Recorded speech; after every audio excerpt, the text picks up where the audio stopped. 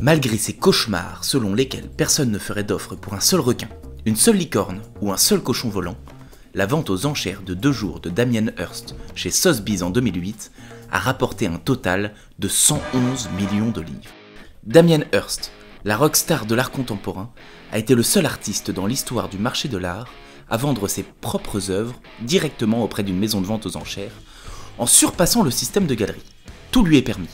Des animaux coupés en tranches et plongés dans de larges bocaux de formol, des crânes en diamant. Il a sûrement de quoi éveiller la curiosité du milieu.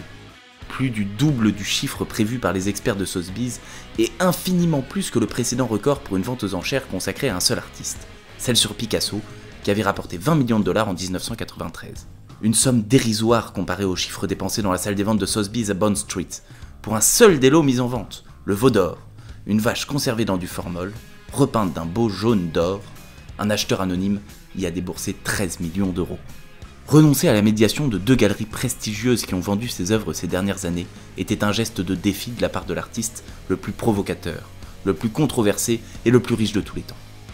C'est en 1990 que Damien Hirst rencontre le collectionneur Charles Saatchi, qui va mettre en valeur son travail et lui commande « The Physical Impossibility of Death in the Mind of Someone Living », un requin plongé dans une vitrine remplie de formol.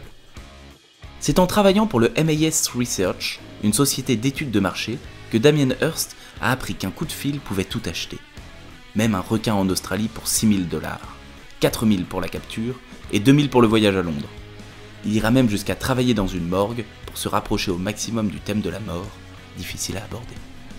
L'artiste qui vaut 100 millions de dollars, manager de lui-même, qui captive l'attention depuis des années, n'a pas fini de nous surprendre.